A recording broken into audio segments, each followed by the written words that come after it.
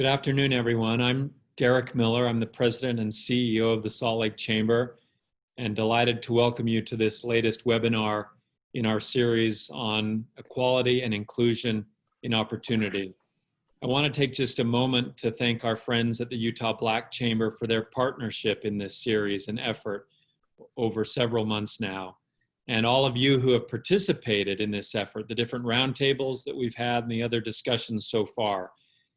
We have learned a lot from the conversation, and we hope that we'll continue to learn through this continued dialogue and that will ultimately make a real difference in our community.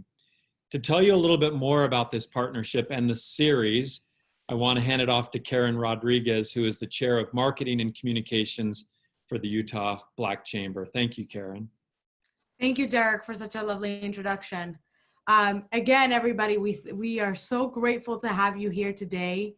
To continue the conversation about why diversity and inclusion, and most importantly, belonging matters in the workplace.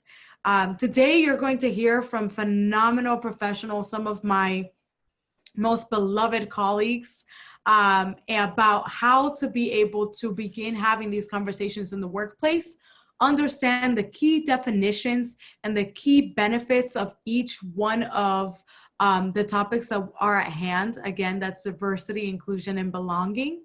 And we're going to talk about how you're able to begin creating a culture of belonging within the workplace.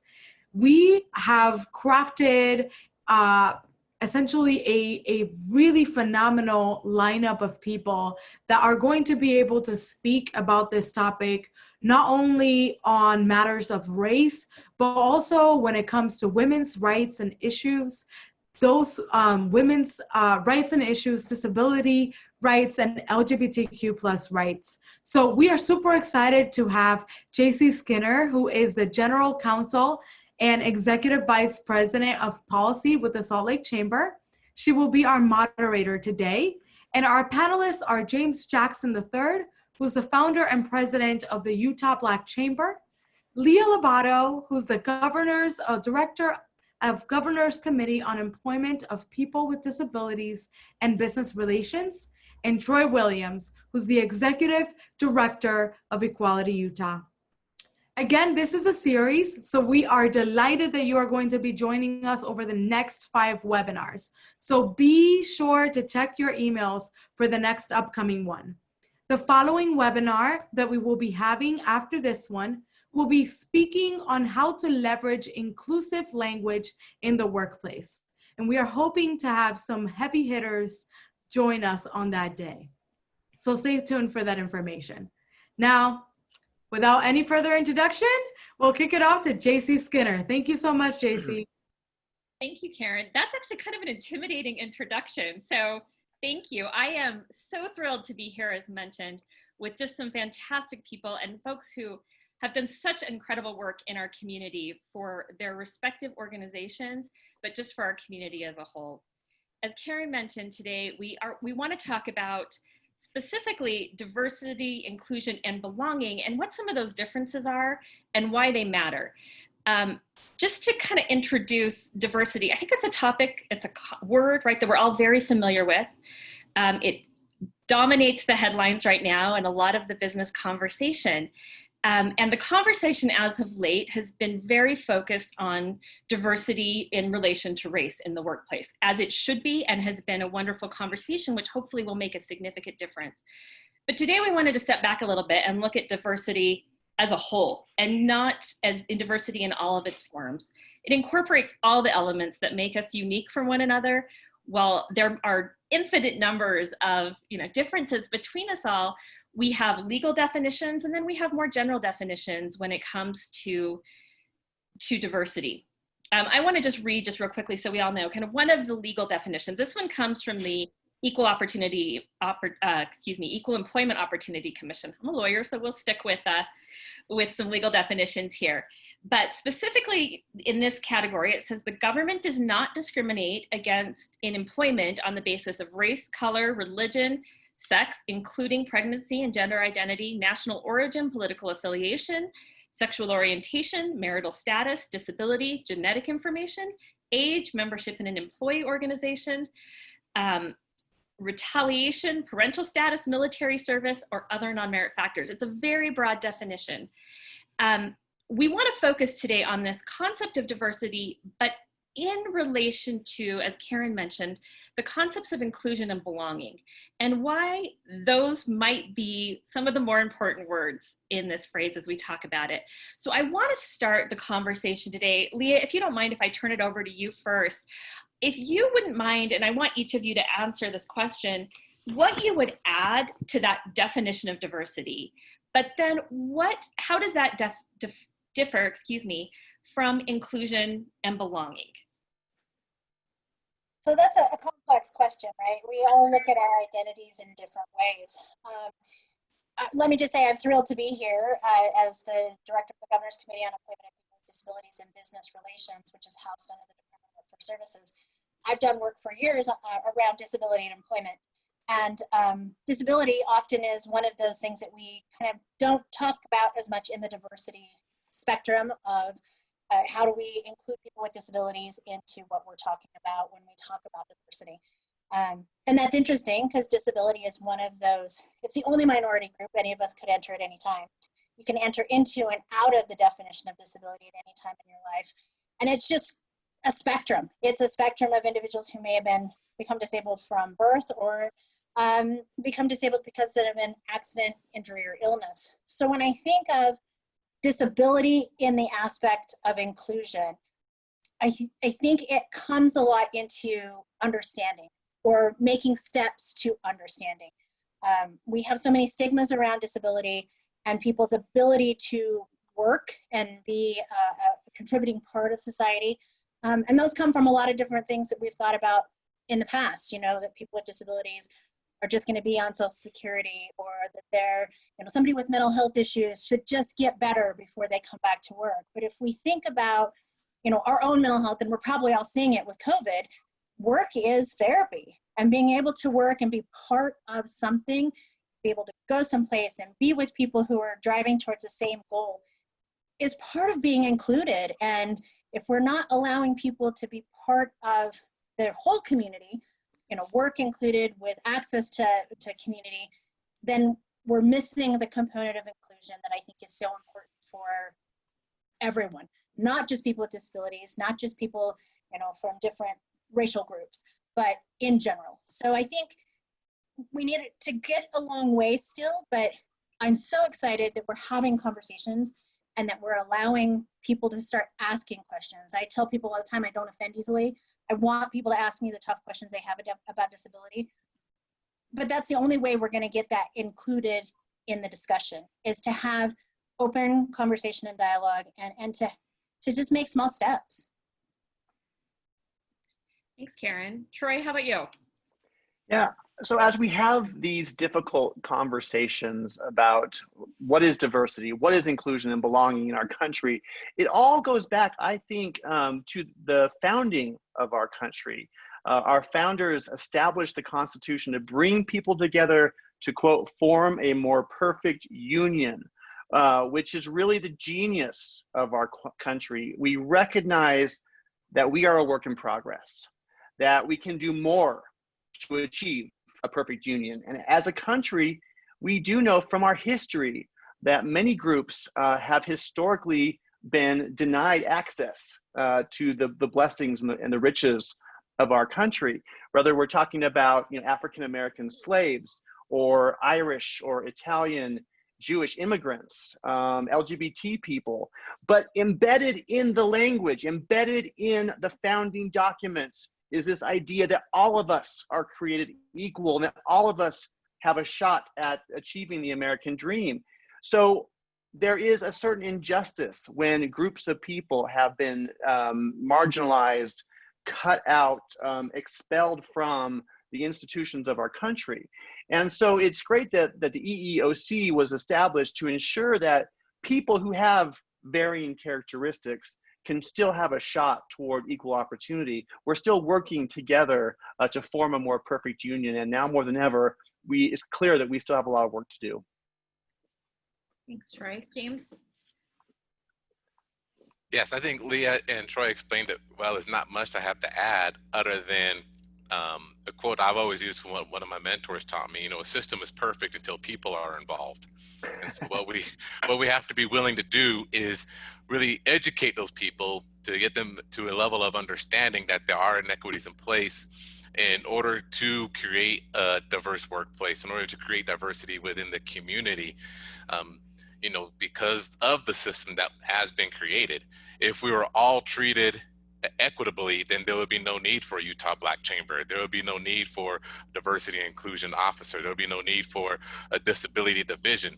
But since we have all these aspects and all these organizations in place, that lets us know that we have a lot of work to do. Still, that we have all these different organizations to create the space for diversity, to be more inclusive, and let people know that we belong just as much as everybody else. Thank you, James. I think back on my professional experience as a female lawyer, kind of in the world, and it is making a lot of progress, but is a male-dominated industry. And I think about the times that I've been invited into conversations or invited to the table. And the difference between when I'm there because I'm a woman and they need a woman at the table and they just need a woman at the table versus when I've been invited to be at the table as a participant and my voice and my experience is truly valued and listened to and something that people are actively seeking. I always appreciate when I'm invited to participate in something because they need a woman at the table. I'm happy to be that person. But that distinction between being there and truly being heard and included versus just being there because we need some diversity. Anything that anyone wants to add to that concept, that's when I felt like I belong, right? I'm there because of who I am and what they're seeking. I'll just throw that out there. Troy? Oh, well, okay. I thought you were going to say something, Troy, so I didn't lean in. So you go ahead first. Well, it's a double-edged sword sometimes, right? Because it's so important and essential that we have diverse voices around the table. But it's also sometimes challenging and difficult when you feel like you as an individual have to represent all gay people or all women or all people of color, right? And so there's an opportunity there, but there's also kind of sometimes a burden there as well. Particularly when I think that all minorities have kind of responsibility to be ambassadors, true, and also help bring people along. So I don't think we should shy away from that. I don't think we should shy away from engaging and taking those opportunities when they're presented. Thanks, James. You had something to add? Yeah, there has been times in the workplace where I feel like myself or others have taken on the token role. And, just like Troy said, we appreciate those opportunities, but at the same time, we don't want to create that culture, right? Because especially in the climate we're in now, when speaking to a lot of different companies, people are saying, don't lean on your people of color to strategize on diversity. The key is really just to listen. But hopefully you can create the environment that allows, everybody to be at the table, like you were just saying earlier, Jacey, that, where we can all engage, where we are invited because of our skills and abilities. And, we just happen to be Black or we just happen to be gay, that we are there.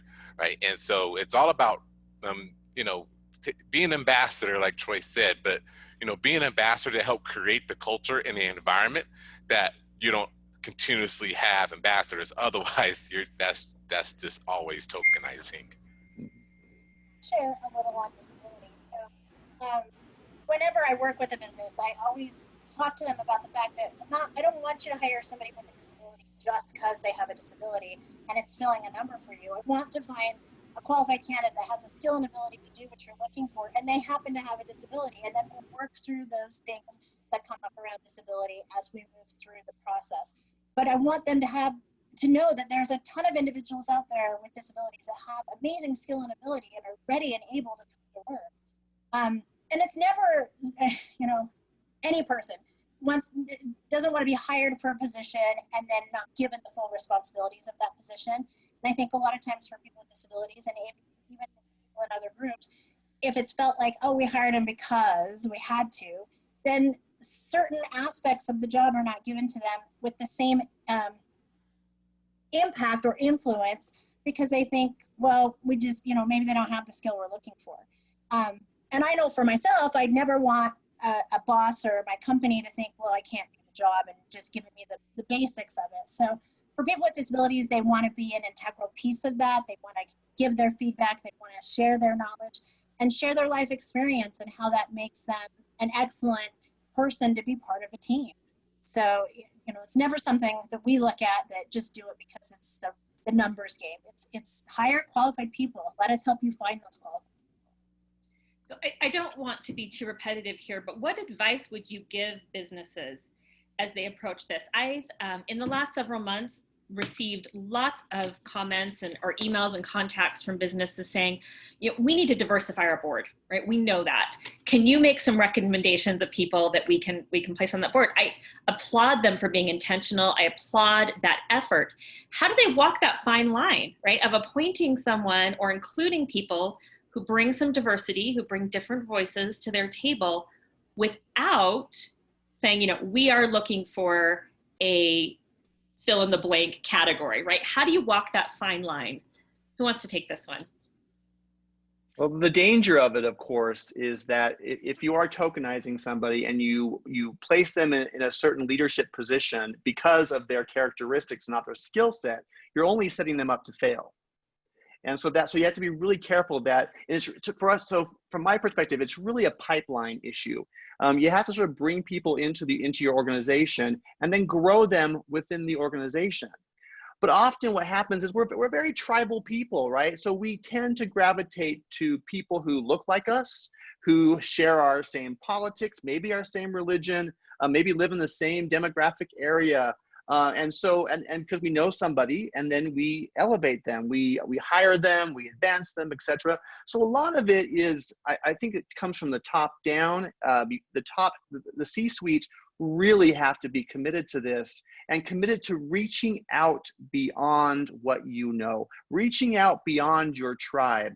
And that's why I think it's so important that we show up to each other's events. That it's important that, if Equality Utah is having an event, we want straight people there, right? We don't want to just have a celebration with LGBT people. We want to invite everybody to the party. So coming to our events, or something that's happening with the Black Chamber, or any of the great organizations happening throughout the state, really allows you to be exposed to different cultures and different communities, and building those friendships and those relationships. Really, I think then all of a sudden you know somebody. Oh, I know somebody. I want to bring them onto our board, or I want to see if they're interested in coming into our organization. By expanding our own personal networks beyond our own tribe, we can really start to open up a true, genuine diversity. So Yeah, Troy, I agree. Oh, sorry. I just want to was- ask with Troy. What would your recommendation be to folks beyond just going to events, right? How do you expand that network? Well, you have to sort of look at, who do I hang out with, right? I mean, a lot of this is a personal work that we have to do. We have to ask ourselves, am I only hanging out with people that look just like me? And then really, truly sort of looking for those opportunities, those community organizations, those community events that allows us to expand. And it does require a lot of outreach and taking personal responsibility to do that outreach. And it's not easy because we like our comfort zones, but it's about being able to extend yourself beyond your comfort zone into different communities. Yeah.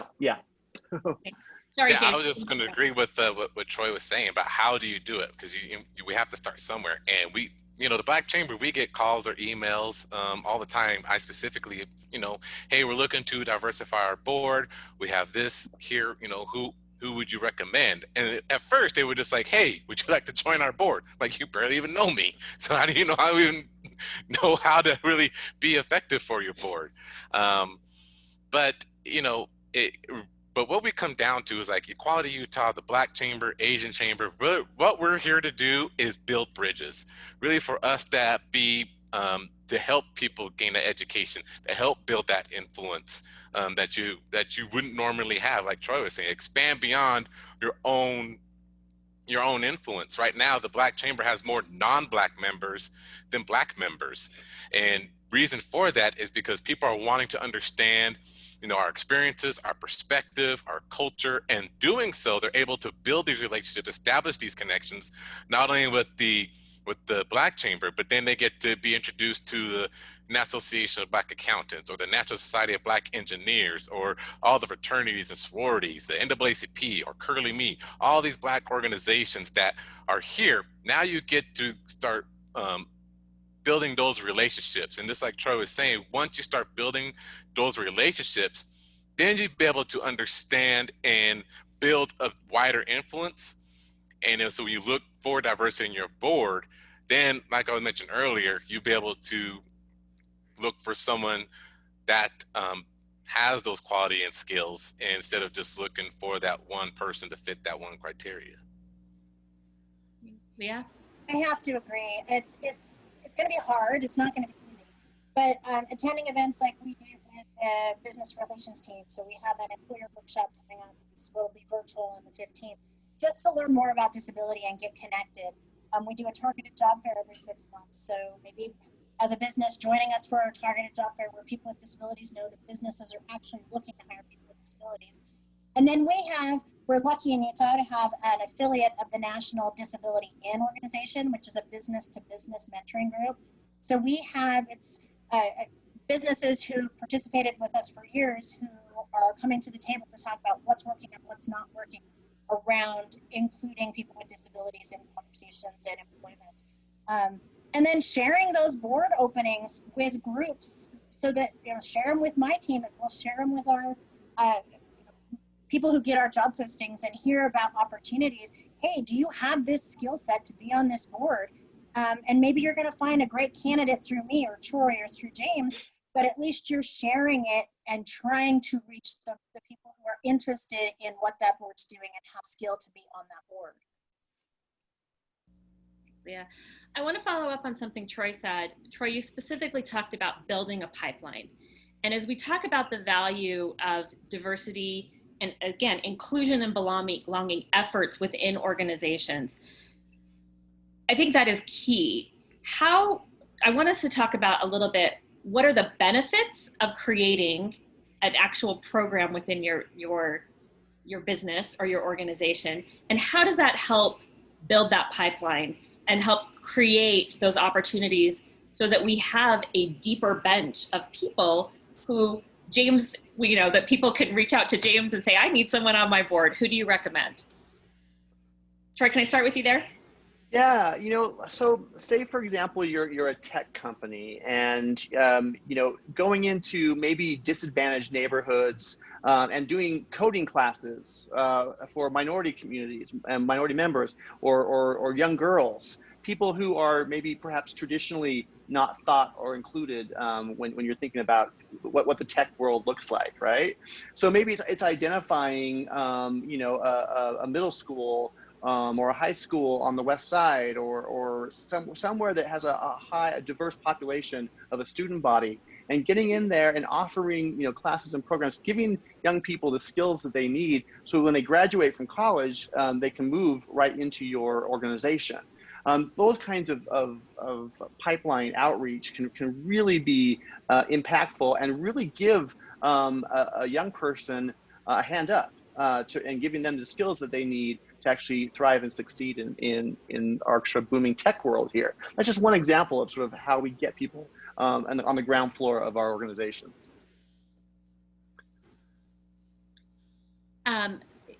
Focusing on that, James, suggestions you would have, the value of creating a pipeline, but how you can create pipelines through programs within your business, throughout your businesses. Yeah, absolutely. We've been working with tons of several companies on this pipeline of diversity into corporations. We started with diversity in the workplace. Troy participated in that one time where we invited people of diverse backgrounds to talk to diverse students. And then we started building a strategy on now providing some mentorship strategies. So not even necessarily people that look like them, but people that will be an ally and advocate for them, that just to say, you know, you can do this, you are welcomed in this particular industry, and let's share that with you. Because a lot of times, like Troy was saying, when you reach out to disadvantaged environments, communities, they don't see themselves as a doctor or a lawyer or in the tech world, because they're only around what they know. And so when there's someone from those industries that actually come into those communities and say, you know what, you can do this, you are built for this, here are the steps, let me show you. That's really all the communities are looking for, is that someone that says, we see you here, and then provide some succession planning where maybe someone like myself come in and say, I'm here, you can do it too. And that's where we can just really take this pipeline from high school to college to career pathing, is that mentorship is key. I completely agree with that. And it's not just even the mentorship that happens in high school, but providing mentors in the workplace. People who want to be that guide through all that new stuff you have to learn at a new job and can help you get connected without feeling isolated. We do targeted mentoring events for youth with disabilities where we come into a business and take a tour. And it's as simple as that. You know, as a person with a disability, do I even know what the business down the street does? And do I know that they want to hire me? We actually, with disability in Utah, we had to kind of mix it up because of COVID. So we did a flash mentoring event using virtual platforms. So our business partners signed up, people with disabilities signed up, we matched them up, and they are having an hour conversation. Just 1 hour where they're having a conversation about, you know, what do I need to do to look for work? Or how do I find work with your company? Or tell me more about what your company is doing to be diverse around disability issues. And I had some great feedback from one of the individuals who participated, who asked one of our business partners, have you ever had a difficult time getting a job? And the business partner was able to share a life experience with this individual that helped this individual feel like, okay, yeah, I get it that it happens for a lot of people, and I need to make some connections, and I need to work forward, and I just need to have some people who can help build the path for me. And I don't think that it only benefits the person who's getting mentored. It benefits the person who's doing the mentoring. It helps me understand people better. It allows me to ask questions about what their life experiences have been, so that hopefully I take that back and I start to build my allyship, and I start to build my skill in understanding others and being able to ask questions safely so people can share their whole self with me. Thanks, Leah. I know in this space too, we talk a lot about the distinction, and I don't know that there's a huge distinction, but between mentorship and sponsorship. And, you know, sometimes mentorships, being a mentor can take a lot of time, but being someone's sponsor, right? Like identifying someone with great potential and making sure that they are in the room, or that their name is considered, or that they're, you know, you're suggesting them for different things. Having that sponsor, we all know, right? Being in the right place at the right time can determine so many things about someone's career. And so taking that opportunity to really highlight and take an interest in someone to help keep them moving up. I want to tackle, and this is going to be a couple phase question, but many businesses have had long and ongoing diversity and inclusion belonging programs in their businesses. Others are just starting. Some are refining, we're at all different phases. Couple of questions here, but the first question I think I would say is, if you're just starting, right? If you're just starting this, what are the biggest obstacles you should maybe anticipate? And for those new businesses just starting, what are some of the most common errors that are made? Can I jump on that real quick?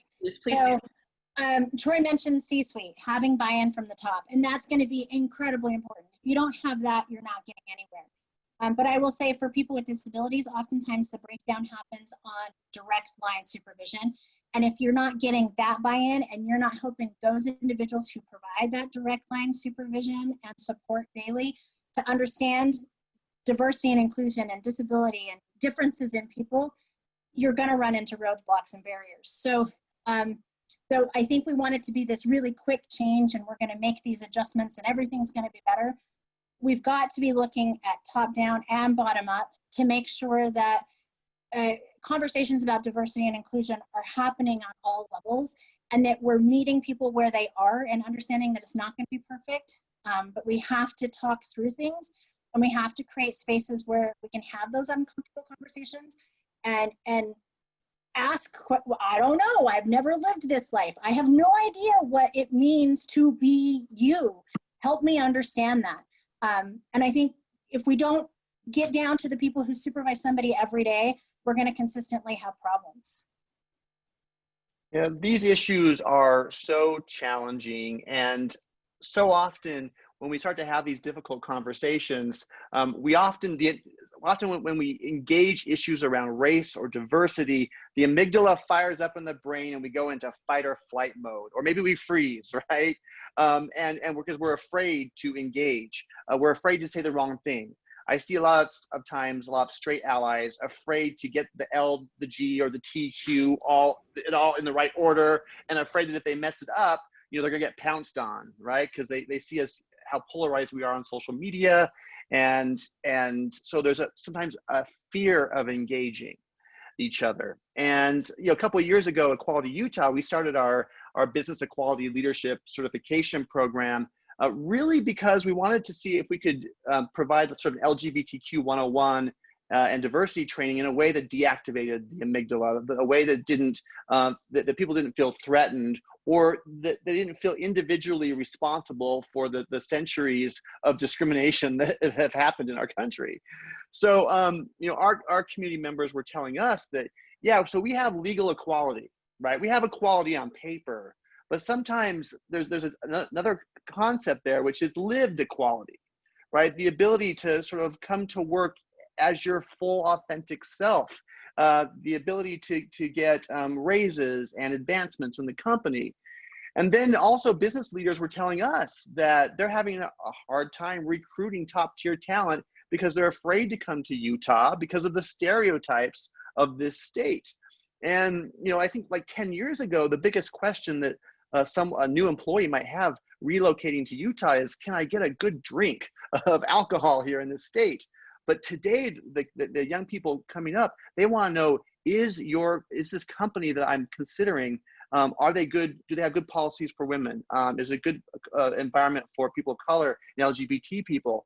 So these are values that young employees really care about. And I think that as we are so polarized in our country right now, that our C-suite managers can actually play a critical role at bringing us together.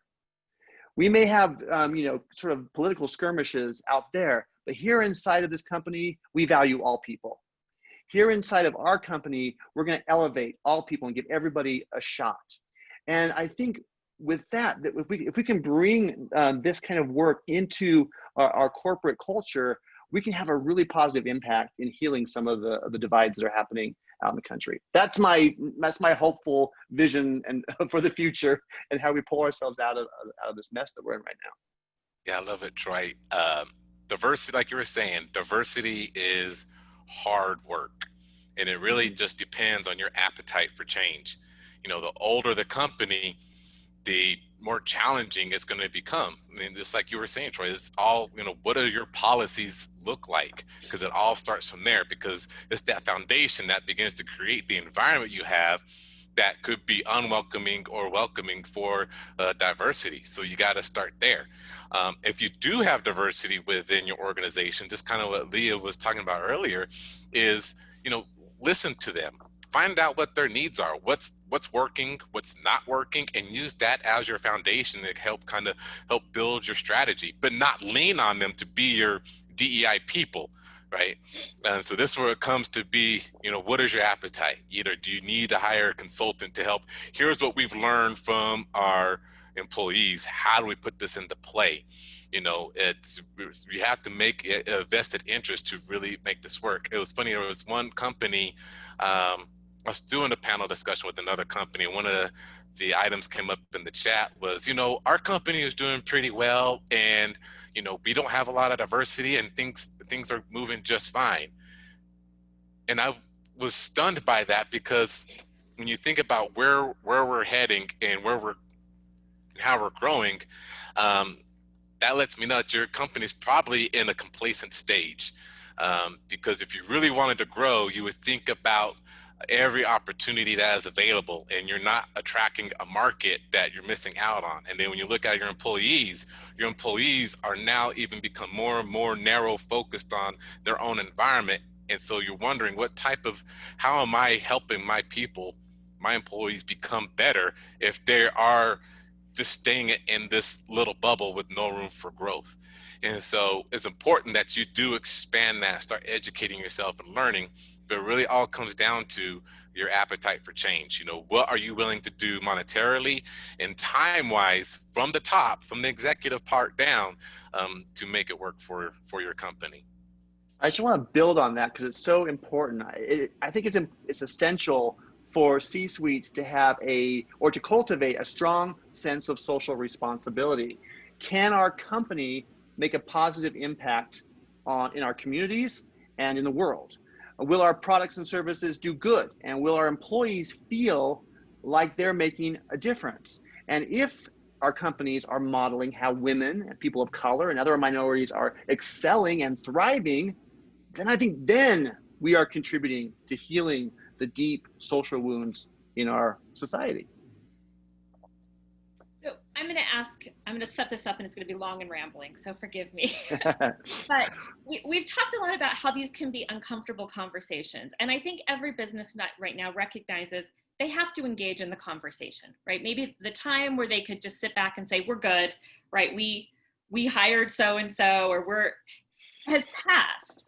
But engaging in the conversation can be really uncomfortable for many reasons, right? I mean, you may worry about political ramifications for certain board members or certain leaders, or you may worry about hearing something that you don't want to hear. You may also worry about hearing something that you're not quite yet ready to tackle, or you're not sure if you're comfortable tackling. We're also, as I think both of you mentioned, right, or several of you mentioned, people are uncomfortable to engage in a conversation when they don't really know how to approach it, and they don't want to say the wrong thing. And we know we are living in a very sensitive world right now where people are very, very ready to just cancel someone out, right, for good if you say the wrong thing in the wrong way. So how do business leaders who are kind of on the edge, how do we help them know it's okay to step into an area that's uncomfortable for you? How do you approach that, and how do we help remove that uncomfortable fear barrier? It's a very loaded question, I know. Well, I think right now timing is everything right now, I believe. People are listening and people are becoming more vocal. So engage in that one that wants to listen, because those that want to listen, we know, speaking, from the Black community, we're ready to engage, and we know it's going to be uncomfortable. And much of the leadership, we want to make it as comfortable as possible because we want change to happen and we want things to work. And if you want it to work and not sure how, then allow some of the leadership within the diverse communities like Troy, myself, Leah, to help engage in those conversations and help you navigate that direction. There are people out there that want to be an ally for you so you can be allied to the rest of the community. And that's where you really have to find. So if you're hesitant or uncomfortable, find those people that can help you in these situations. Jacey, we've had these roundtable discussions at the Salt Lake Chamber, these luncheons with a few people, and been so insightful. And there are some uncomfortable times, but people are willing to share and willing to ask the question because we created that environment to allow them to do so. And so that's really just comes down to find those allies that are willing to be an ally for you, or find those allies for you so you can be an ally to the rest of the diverse communities and just kind of grow from there. But these uncomfortable conversations are more important now than ever, just because the timing is right. People want change, and use it now while we can all figure this out. Yeah. Troy, did you have something to add to that, or is that? I think we can't be afraid to screw up. We're all going to. When we engage these difficult conversations, a lot of times we just don't understand the full context of a community. and why they are struggling in a particular area. And so we have to be willing to open up our hearts and hear uncomfortable things. But then I think on the other side, speaking, from the perspective of a minority community, is that I hope that our community is welcoming to people to come in and make those mistakes, and that we can be. I know some people that don't like to be patient about the world, but there are positive changes happening. I want to give you an example. Let's look at the state of Utah. So Utah is a super conservative state. Well, I think our legislature in any given year is probably between 80 and 85% Republican. But Utah has consistently, over the past 5 years, advanced pro-LGBTQ legislation. And Governor Herbert, who worked, he was part of the Herbert v. Kitchen lawsuit to prevent marriage equality from moving forward, has been signing, I think he's signed like 4 pro-LGBTQ bills in the last 5 years, and helped us end conversion therapy this year. And what's happening in Utah is that LGBTQ people are at the table for the first time, and we're sitting across from Republicans and people of faith, and Democrats are at the table, and we're all working together to identify our shared values, to identify the things that we have in common, and to put aside for a while. We recognize that there are differences. There are deep ideological differences, but we're looking for spaces of common ground. And when we do that, we make positive, powerful strides forward. And I think modeling that kind of relationship, I think what Utah has done over the past 5 years has been astonishing. It's not happening in other red states, but it's happening here in Utah. So that's something that we can all be very proud of as a state. We're having dialogue. And when we worked together to pass our non-discrimination law in 2015, which placed sexual orientation and gender identity into our anti-discrimination and our fair housing laws, that was hard. It was really hard, and there are people that didn't want it to happen, and there are people that came from all different points of view, but we worked through it. And I really want to applaud Utah and the legislature and Governor Herbert for being willing to have those really hard conversations. And I think it's a model and a template for how companies can also engage these difficult issues. Thanks, Troy. Leah, anything you want to add to that?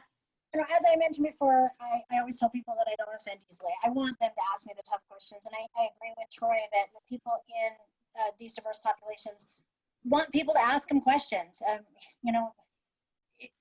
We always talk about in the disabled community about people first language. So addressing the person first and the disability second. And that's the starting point. Yes, we want to say it's Bob, he happens to be blind, not the blind guy. Right? We want to start that way, but we want to get to a place that you then can ask Bob, tell me a little bit more about your disability. Tell me what I need to know about it to be an ally, to be your supervisor, to be your friend. What do I need to know about it, and how should I communicate with you about it, or how should I talk about it? Somebody who's on the autism spectrum may claim their autism and call themselves an autist, and it's part of who they are. It is just built into their person. And that's something that's it's not people first necessarily, but you're not going to get to that conversation unless you start somewhere. And if it feels more comfortable to start with people first and then get to know somebody and then ask questions, then I think those are steps we can take. But it's so important for people to be willing to be uncomfortable, to ask questions. Hey, tell me a little bit more about that accommodation you use. I'm confused about how that works for you. Or tell me more about how your disability impacts you so that I can understand better how to be your friend. And I think most people are going to come forward with, thanks for asking. I'm totally happy to share so you understand me better, and that I can be somebody that we can have a conversation, and it's just part of who I am. So I agree with that. Having difficult conversations, it's going to have to be something we're willing to do. Yeah. And we have to have fun together. We have to have dinner together. We have to have drinks together. That's how we break these things down, and that we actually are in each other's lives on a social level. And I know people get annoyed with LGBTQ folks because we keep adding, we're stealing all the letters in the alphabet. I know. And people are like, why do they get all the letters? We want to have some of the letters too. And what does this mean? And what does that mean? Oh, you want me to change pronouns now and how we do it? Well, yeah, well, humans are really complex and beautiful and diverse and complicated, right? But there is something really awesome about recognizing the full spectrum of humanity and being willing to explore the nuance of all of those identities. But within that, as we are able to see each other and recognize our differences, what we've got to always come back to is that despite our differences, the things that connect and bind us together are so much greater. And when we lose that recognition that we are more connected than we are apart, that's when I think we're starting to see the fragmentation and the fracturing of the social contract. And it's a very dangerous place for us to be. So we've got to learn to extend grace and respect and love to each other. And hopefully that is returned to us. And we have to be able to look into the eyes of someone who does not look like us and see ourselves reflected back. And if we're able to do that, I sincerely believe we're going to truly be able to make powerful strides in healing these divisions. Yeah, I agree. A relative of mine, it's really all about connection, right? How strong Yes. of a connection do you have with people? A relative of mine wanted for us to address the pronoun they. That's how she wanted to be identified. And grammatically in my head, it's rough. Like I don't know how to do that. And so as often as I can, I just use the name instead. I just yell out Tori. It's so much easier to try to figure out the they piece. But we're connected enough that Tori recognizes I'm going to screw it up, but Right. I still do it out of love and that I understand, and I'm trying to come to that place of understanding. And that's what we have to get to, is just once you build, the stronger the connection with people, the easier it is to have the challenging conversations. Yeah, and I sometimes people like to be called Michael. Sometimes they like to be called Mike. Sometimes they want a he, she pronoun, or sometimes they want a they pronoun. I grew up as a Mormon, but now the church wants to be known as Latter-day Saints, and that's been a difficult transition for me. But I try to honor that, and every once in a while I screw up and say Mormon because it's a habit. But I want to honor and respect and refer to people as Latter-day Saints because that's how they want to be identified. And I think that it's important if they're going to respect, if I want them to respect and value my humanity, then I also want to respect and value their humanity. And hopefully we can create this two-way road and this path that we can walk together and really respect each other. I want to give everyone a pep talk about becoming comfortable being uncomfortable. James has mentioned these roundtable conversations that we've been hosting at the Salt Lake Chamber is in conjunction with the Utah Black Chamber. And James has been a fantastic moderator for these, and he's been incredibly patient and understanding with people, but it has given this space, and I have learned so much from people being willing to share their own insecurities and their own experiences in doing that. I've also been really grateful to each of you over the years for letting me talk through things, right? And to say, can I say that? As we started this partnership and we were writing some things, right? I'm like, is this how I should say it? Is that okay? Is that not? And I'm not someone who likes to, be seen as not knowing what I'm talking about. I remember attending a Women Lawyers of Utah event once, and I hadn't looked at the agenda, I'll acknowledge. And I sat down and it was this amazing panel presentation on intersectionality. And I sat down, I'm like, I don't know what intersectionality is. I can't. And I was secretly Googling, right? Like, what is this? And how do I participate in the conversation?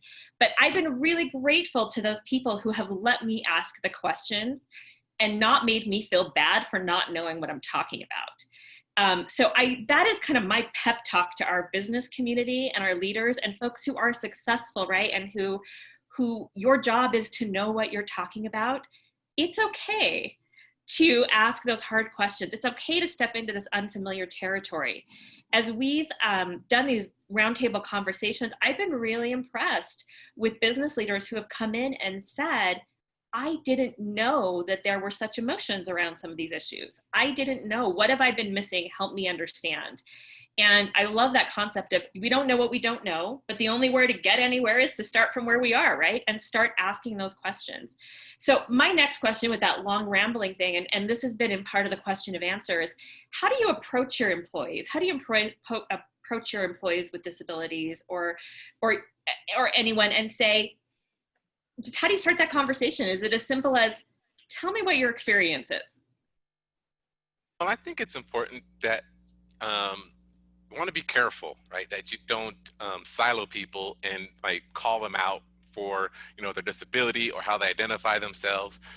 What's key is like, we want to do this listening tour, or we want to have this forum discussion to learn more and understand more about diversity. And you can send that out to everybody, because there are people who probably want to listen as well, and there are people who are allies for particularly for those individuals. And then there's someone like myself or Troy or Leah who say, yes, here's what's going on in our communities. And so because when you kind of silo people, like, yeah, we want to talk to people who are disabled, we want to talk to people who are Black, sometimes that may come out wrong depending on how you address it, right? So as a blanket statement, say we want to be better at our diversity initiatives. We have these listening discussions happening. And then you invite people in, you know, like we're doing, like 10, 12 people, so everybody gets a chance to share.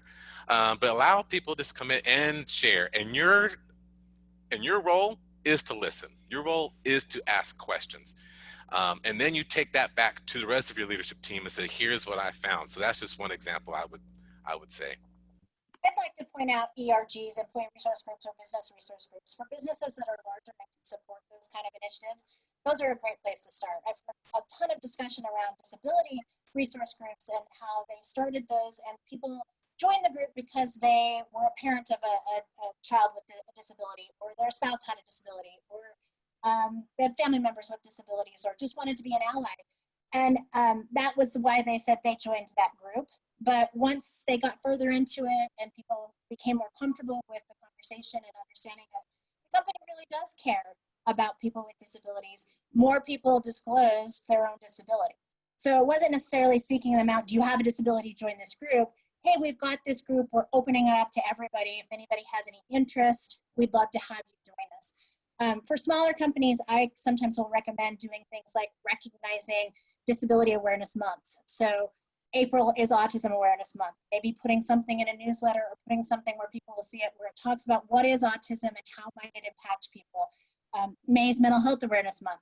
You know, putting something about your employee assistance program and how people might seek out mental health assistance.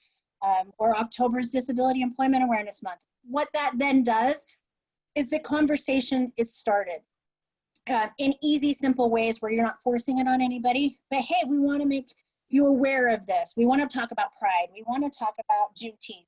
We want to talk about these things so people are aware of it. And then people start to feel more comfortable to address the parts of them that might match those conversations. So I like those two things when you're talking to a business about how do I start or what do I do. If I were to work for a big corporation and not be at Equality Utah, I would love to encourage some sort of cross-pollination of ERG. So I'd want to encourage like the Pride ERG to go to the axe throwing with the faith ERG, right?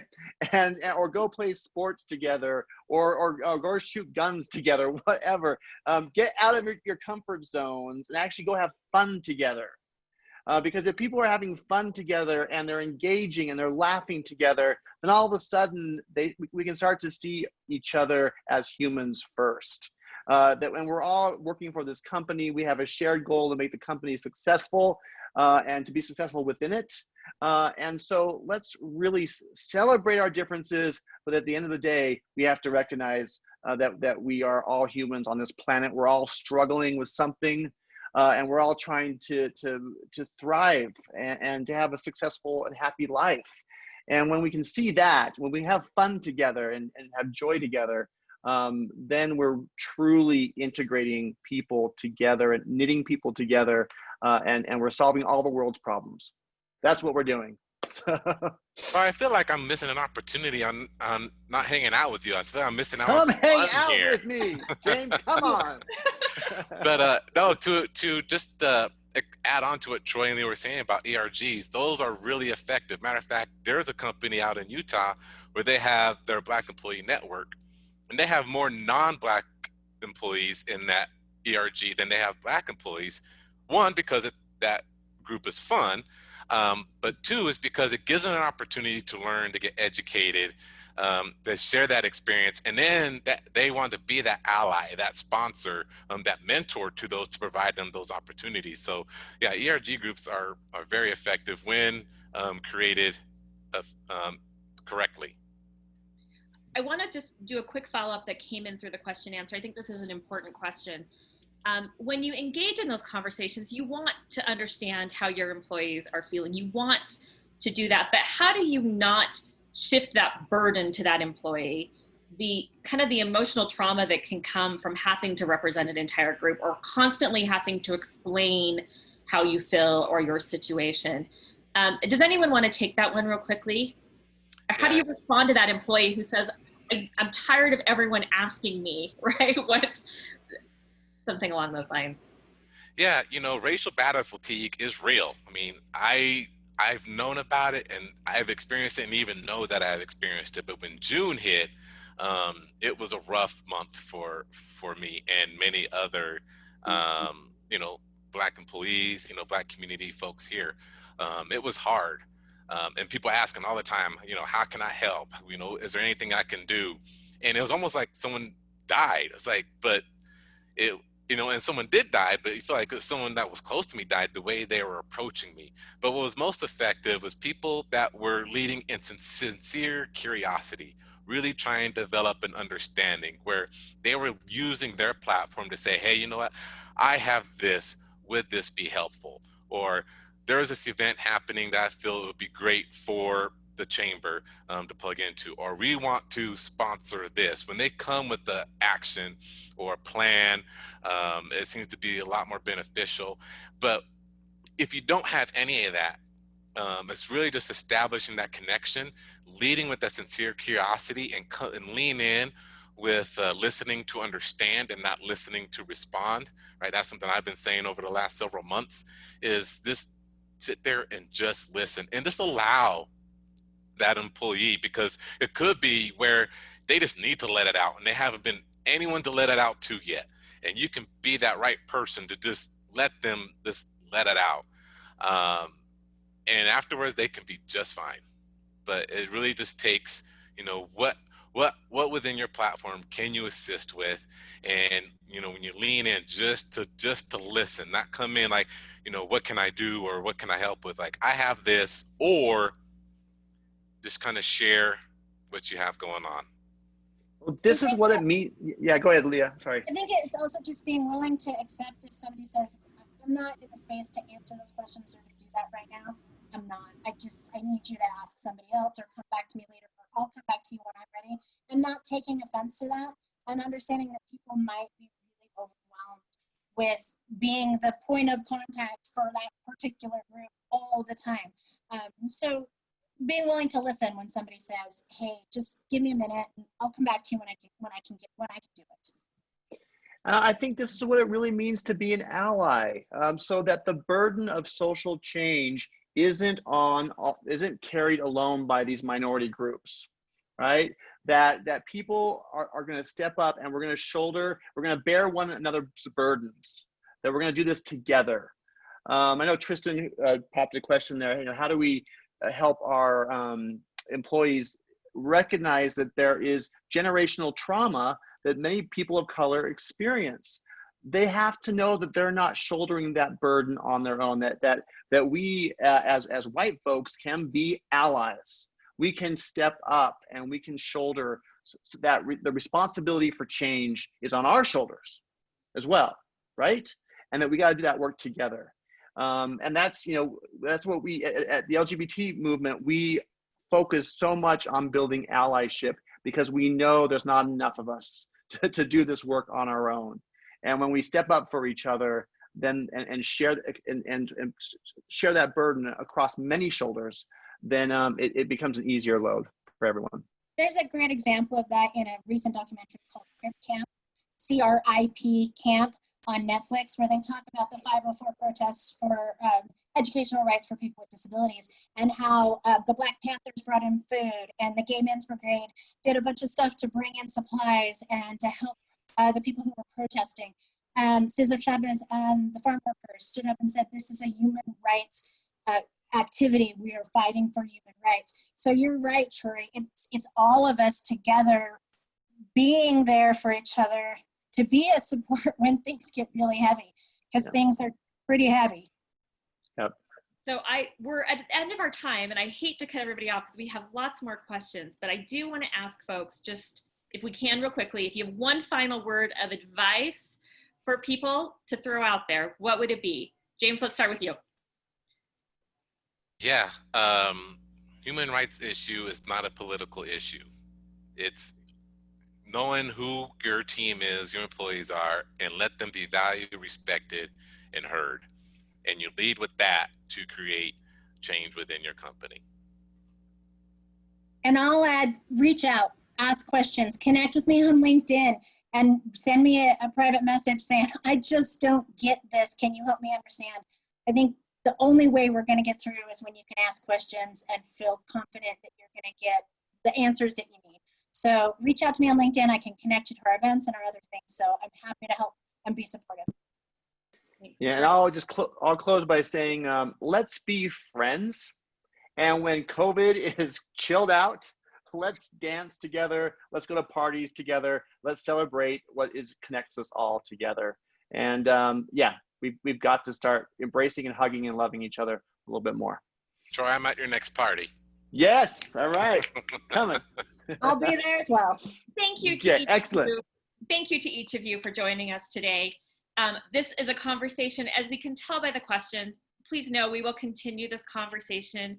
We will continue to answer these kinds of questions and have these open dialogues, right? I'm happy to ask uncomfortable questions, and we have great friends who are happy to answer them. So we will continue to do that. But thank you so much, and we will see you next time. Thank you.